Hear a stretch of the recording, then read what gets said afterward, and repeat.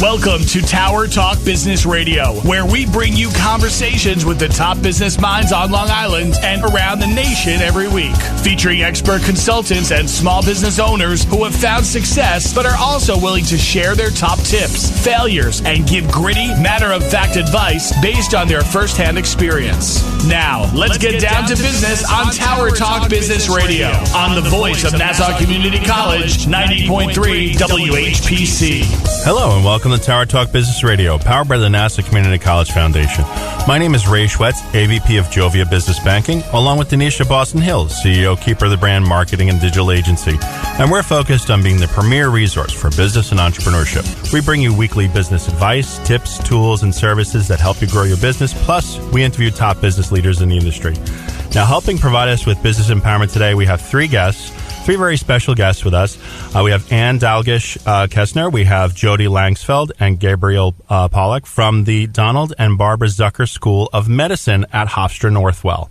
So, a little bit about each person we have here with us today. So, Anne Koestner is the Director of Development and Alumni Affairs, and prior to her role at Zucker School of Medicine, Anne held fundraising positions at New York Public Library, UNICEF, Queens College, and NYU Winthrop Hospital. Now, Anne graduated from Rice University with a degree in cultural anthropology and received her MPA from Baruch with a specialization in nonprofit management.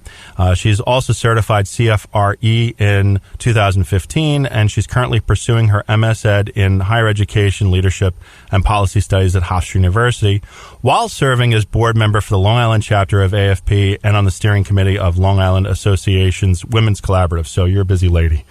Jodi Landsfeld is the Associate Dean for Student Affairs. She previously served as Director of Graduate Medical Education and Designated Institution Official at California Pacific Medical Center and then at Temple University Hospital in Philly. She's been actively involved in residency and fellowship education at a national level for many years. And Gabrielle Pollack, right? I'm pronouncing it right? Okay. Is the first-year student at the school, so we're going to hear a little bit from her perspective on the school. So welcome, ladies. Thank you very much for joining me today on the show. Thanks for having us. Thanks for having us. Yeah, thank you. We're very excited. So I'm going to throw a couple of questions out there. First, I guess, Anne, now this role is a newly created role for the school. So tell us, why was this position created, and tell us a little bit about your role there. Thanks, Ray. Well, the role was really created to provide a lot of support and community awareness for the medical school at Hofstra Northwell. You know, we were very fortunate to get support both financially and sort of from the public in terms of Hofstra and Northwell. But there wasn't anyone who was really sitting at the school with the priority to raise money, scholarships, and community awareness for the medical school specifically. So I think they thought that was important. And, of course, we have 5 classes of alumni at this point, so we're still a very young school, but we have to be talking with them and we have to be engaging with them. And so they brought me on to sort of do both of those things. Yeah, gotcha. All right, and that is very important. And I guess I'd like to hear from Gabrielle on so it's a young program. What was it that attracted you to being involved? Yeah, definitely. I think that the community service opportunities that are given at Hofstra are second to none. Like during orientation, we had 2 days where we were able to pick from like maybe 10 or 12 community service activities. And so within the first 5 days of school, we were interacting with the community. We were going to like different clinics. Every single person in my class participated. So like all 100, I think there's 102 of us, and all of us got to participate within the first 5 days of school in something that's like community building. And then since then, we've all gotten involved in different clubs and activities where we've been able to do community outreach as well. Gotcha.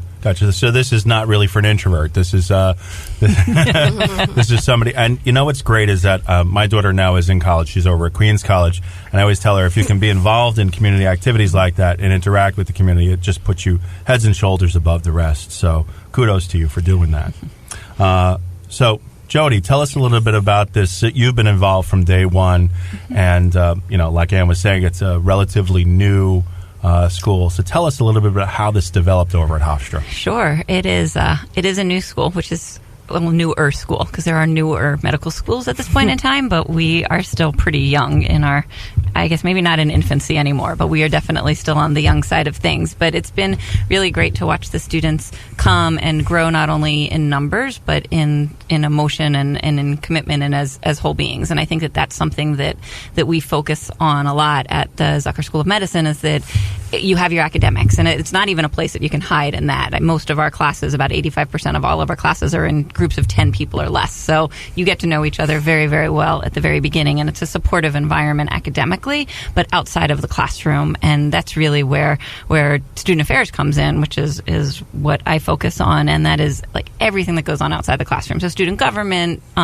student councils, and groups, organizations, and it's been really great to watch the students themselves figure out what they want to invest their time in, because time is their greatest commodity at medical school and in medicine in general. And so it's been really amazing to watch them grow with that, and community service in particular is our most active committee that we have, and they are doing things, anything from fundraising for certain things and lots of different things to focusing obviously more on medical things, so like childhood cancer fundraising and things along those lines, as well as going to food shares and going out and building things in the community and working with students as a pipeline, even elementary school students, teaching them why washing your hands and having good hygiene is important, and focusing on eating healthy and being active. And so to watch the students commit their free time, which is limited, to that is really encouraging for lots of different reasons. Yes, I would imagine it is kind of hard. And Gabrielle, I guess you could speak to this. Keeping up with the grades and also being so involved.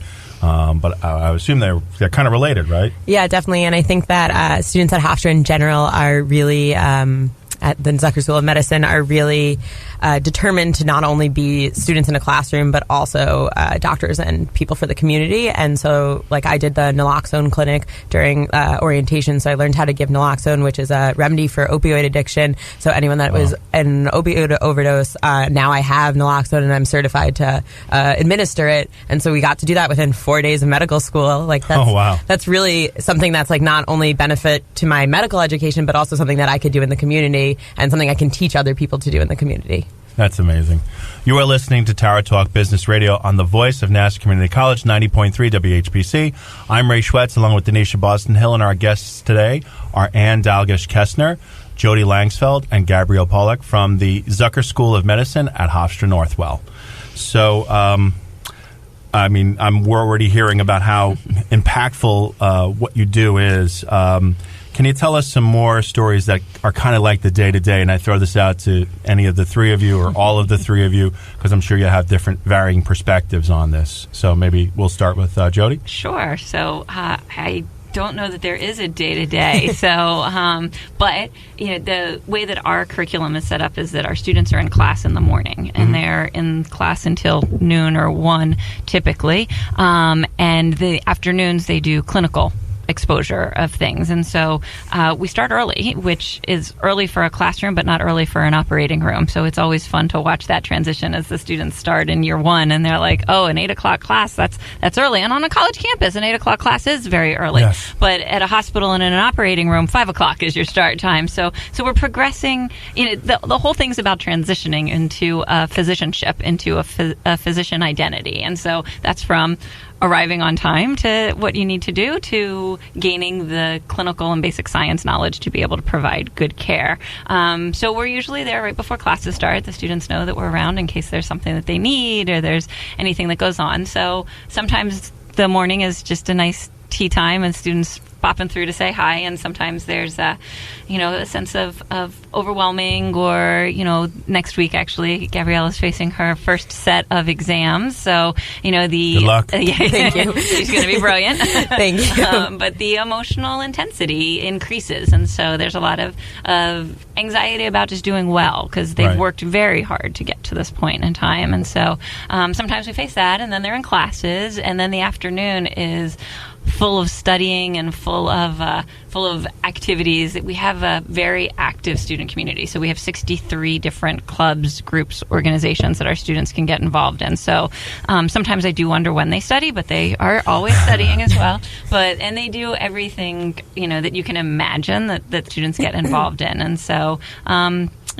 actually yesterday, Gabrielle and I had a fun afternoon because a group of them were outside playing some football, and one of our students injured themselves, as you sometimes do. So, there was a field trip to the emergency room, one of the wonderful benefits of being a partnership with a health system. So, of course, we go to our emergency room, and the students are there, and our students, okay, so we're going to see what transpires. But, it's a great relationship also. I think that's something that's special and unique about the Zucker School of Medicine is that, they have a cell phone for them to reach out to me on. And so they gave a call and said, hi, we're going to the emergency room. I was like, okay, let me call ahead and let's see what we can do. And they see physicians that they'll ultimately see and work with. And so it truly is a community, which is a really, I think it's a special thing. It's not always something that you find at our school, and it continues forward. And with Anne on board, it's something that we've continue to encourage with our alumni, that they keep in touch, even though they start spreading across the country and beyond. But that's another huge benefit if you have an alumni association that remains so close, because it is all about who you know, and it's all about who you network with. So, and I think we're also fortunate that a lot of the physicians on the Northwell faculty view the students as sort of their family. Like, they are seeing themselves as the alumni in this situation. So they care a lot about the students' success. They want to see them succeed as residents. And it's really great to sort of have them watching over them as they progress through their medical education, too. That is really cool. Yeah. And Anne, I imagine your day-to-day, your focus is obviously going to be a little bit different. What ways are you helping the public to be more aware of the resources that are available at Hofstra with this program? Well, I guess I'm more of the outward-facing position at the school. I do go out and talk to a lot of people in the community about what's happening at the school. I think because we're new-ish, we do have a lot of excitement about the school still. We're doing things differently, and that's sort of exciting for a lot of people here on Long Island as well as in the tri-state area. So, I go to the community breakfast meetings and talk about what's happening at the school. I try to get out and speak to as many people as possible, and fortunately people like you help with that as well. So. No, my pleasure. And I got to tell you, it's pretty fantastic, because if you think about the access that the students have to someone like Jodi, I mean, that's kind of unheard of in these types of affairs. We're a little crazy, but it's okay. It's fun. It really is. It's a good thing. It's a community, and some of the students are from the local area, and they are comfortable where they are, and some people come very far away. California is actually our second highest represented state within our student body, and so I also happen to be from California, so I know what it's like to move and not know who's a good doctor to reach out to, or what resource do you tap into, and what do you do? And so we want to provide that support for them as they go along this path. It's a very intensive study path, and there's a lot that goes on outside of the classroom, and we want to help encourage them to be healthy as whole human beings, so that they can bring that forward to their patient care, which is the ultimate goal for everyone involved, and however we can help provide that. But it's a wonderful community. People often ask me what the difference is between our school and other schools, and I truly think it's the community that we've built, and we couldn't do it without people at the school, both student as well as faculty, administrative, and teams that work on that, and we feel deeply about it. So it's a wonderful thing. So yeah. Well, it definitely shows. All right, you are listening to Tower Talk Business Radio on the voice of Nassau Community College. Our guests today are Anne Koestner, Jodi Landsfeld, and Gabrielle Pollack from the Zucker School of Medicine at Hofstra Northwell. My name is Ray Schwetz, along with Donyshia Boston-Hill, and on the voice of Nassau Community College, 90.3 WHPC. Hi, I'm Dr. Kathleen Eubanks-Ming with the American Academy of Family Physicians. Bullies use power, strength, or popularity to hurt others emotionally or physically. And while you can't be with your child all the time, there are ways you can help. If your child encounters a bully, tell them to get to a safe place and tell an adult. You can also show them how to block online bullies. Teach them they can be more than a bystander and that they can help their peers. For more on bullying, visit familydoctor.org or talk with your family physician. Hi everyone, I'm Kristen Bell, and I invited you here to my hotel room to talk about your cheeks. Your big, beautiful cheeks. Get your mind out of the gutter. I'm talking about swabbing them. Did you guys know that each year 20,000 Americans with blood cancer are searching for their life-saving marrow match? So here's how we can help. It's really, really simple. All you have to do is swab your cheek. Then go to giftoflife.org and request a free kit so that you can swab a cheek and save a life. And now, welcome back to Tower Talk Business Radio, powered by the Nassau Community College Foundation on the voice of Nassau Community College 90.3 WHPC. I'm your host, Ray Schwetz, along with Donyshia Boston-Hill. And our guests today are Anne Koestner, Jodi Landsfeld, and Gabrielle Pollack from the Zucker School of Medicine at Hofstra Northwell. So, I mean, this program is pretty amazing. It is relatively young, and I imagine there are some challenges in getting a program like this started at Hofstra. So can you tell me a little bit about that? Sure. So I was blessed enough to be here for a couple years before we even had a student body. And so, accreditation is always a huge challenge in general. And we're actually facing an upcoming normal accreditation visit in a month. So it's something that continues and goes. But you have to prevent a foundation and a structure of an education so that you can provide this education for future physicians. We are very blessed, actually, because we are a partnership between the two entities, between Hofstra University and the Northwell Health System. Yes. The greatest challenge that medical schools have at this point in time is clinical opportunities for their students. And that's actually not a challenge that we face because we have such a vast community and depth of institutions and faculty to tap into.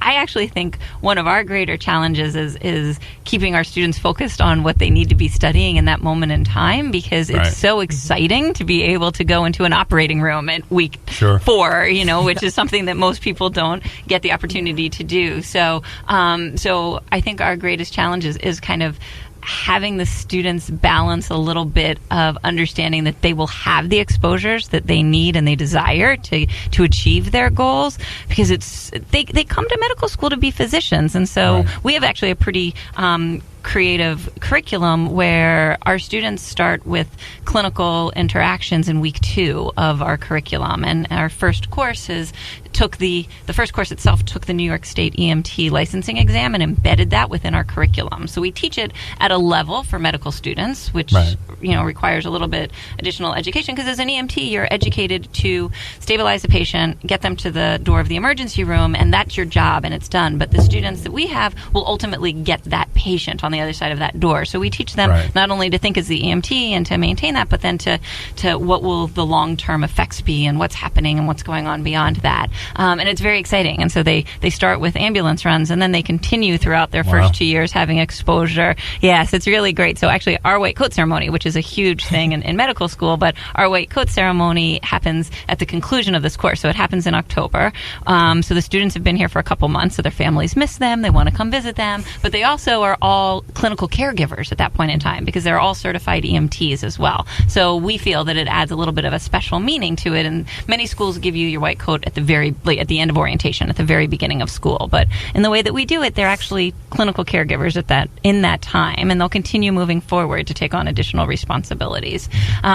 So keeping people focused and moving forward. And it's just, medical school is also considered undergraduate medical education, and you can't practice without going into a residency or a fellowship training program, which is considered graduate medical education. So they're still on a path of a competitive environment and ultimately applying into another set of educational standards. And so their eye is always on that prize, and they wouldn't be here if they didn't always think that far ahead, but kind of keeping them in the moment and trying to keep them focused on themselves as whole beings. And I focus outside the classroom, right? Curricularly, we've had other challenges of things that we've put into place that we thought would work, and then they get here. And we tested it and went through things, and until you have the students walking in the path, you don't necessarily know. But we're really active in gaining feedback from them and gathering it and responding, hopefully well, and adapting and changing, but keeping them focused on the now and understanding that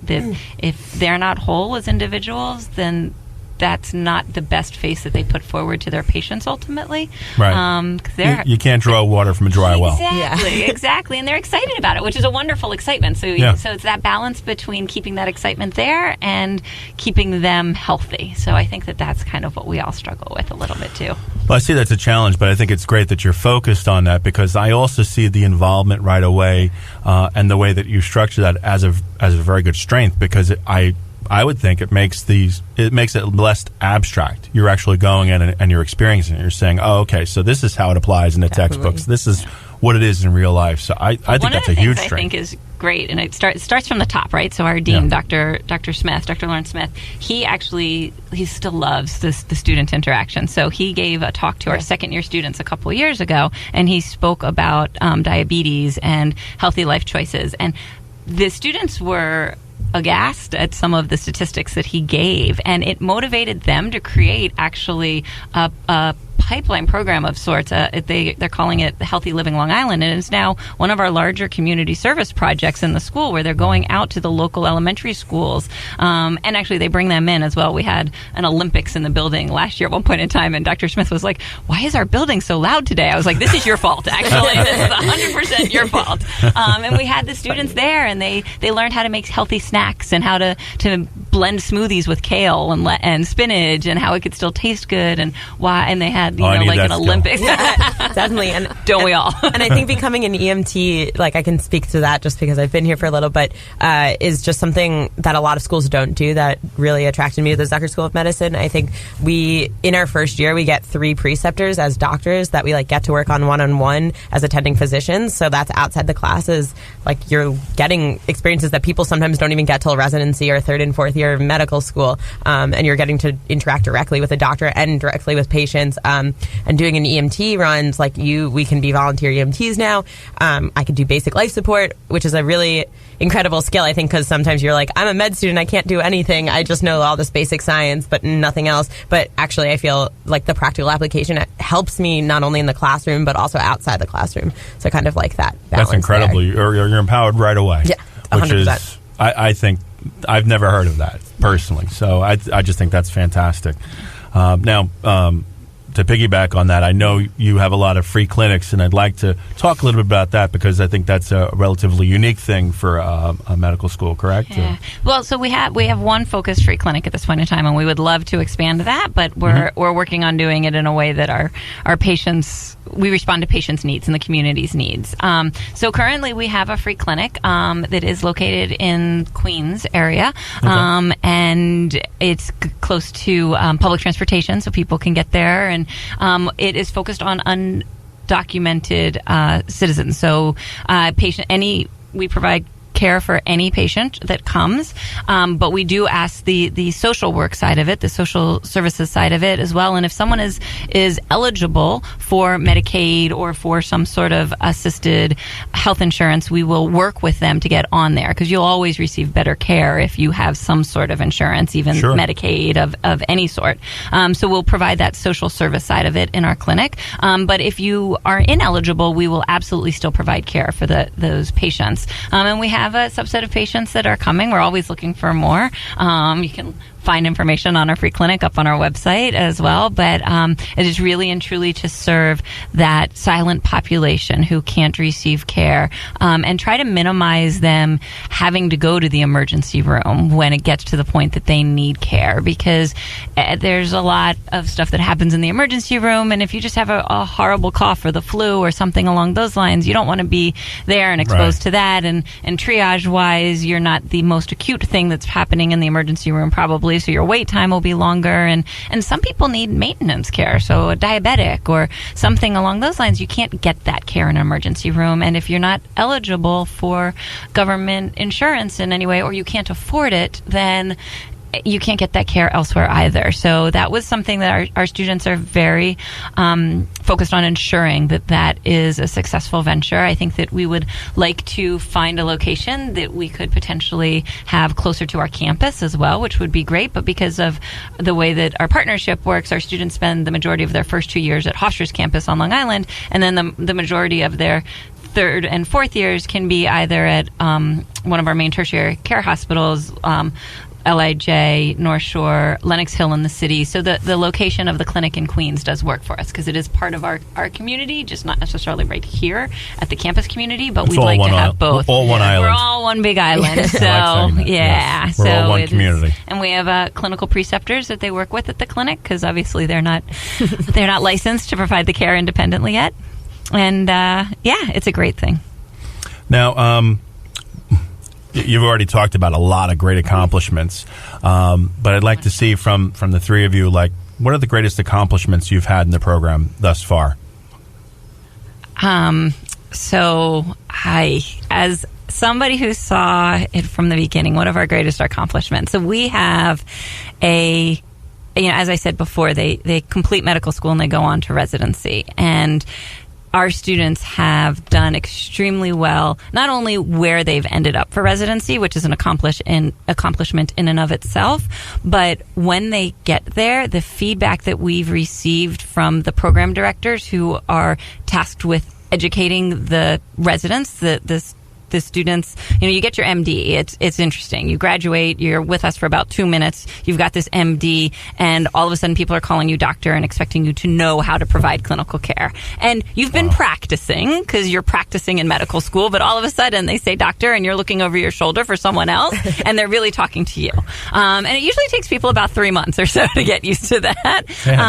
But the feedback that we've gotten from the people that are at the hospitals doing that type of teaching for our students once they've graduated has been so amazing because it's not only that they can handle the clinical medicine that they're facing, but that they're humanistic. They're feeling physicians. They're teachers to their co-interns, to their co-residents, and to the other medical students that they're working with. And so I think that, when we first started this school, a lot of new schools are focused on primary care in particular, because we're going to face a need for that in this country soon. Right. And our leadership, Dr. Smith, Dr. Battinelli, our vice dean, they have always said we are here to incite desire for medicine in our students. And if they choose to go to primary care, wonderful. They're both internists, so they wouldn't like nothing more than that. But if what excites them is anesthesia, then wonderful, as long as that's what excites them. If what excites them is radiology, fantastic, as long as they're excited about it.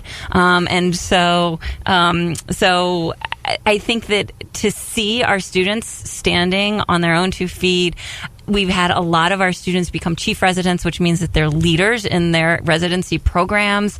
I think that's been something that we all look at and we say, okay, this is why we do what we do. This is why we're all here. That's huge. Yeah, it's pretty tremendous.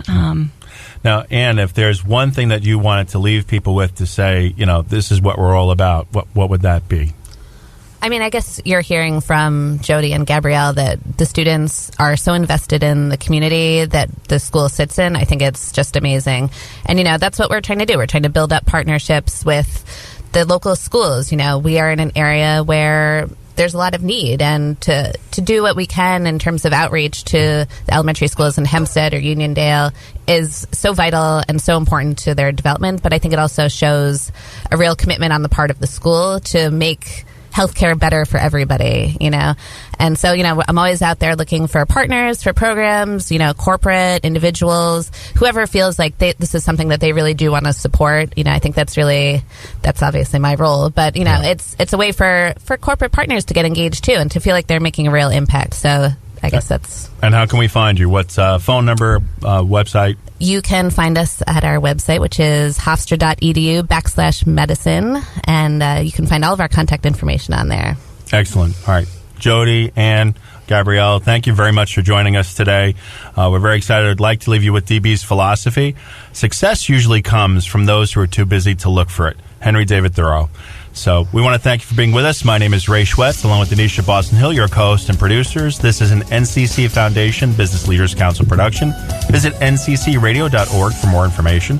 Available on iHeartRadio as a podcast in iTunes, Android Podcasts, and Spreaker.